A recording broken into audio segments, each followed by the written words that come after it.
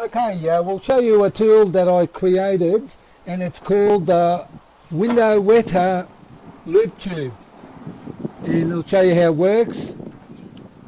You can see it sprays the water out via 4 tubes, and you can see to put them on is quite easy. Just put it there and you attach it under the wagtail type tool. Done on this one, and also this one a little bit larger, same concept, and it just slips on, you just put it on. But best of all, when you've got a scrubber, and it's always heavy with water, but this way it allows the water to come out there onto the grass, and then you agitate.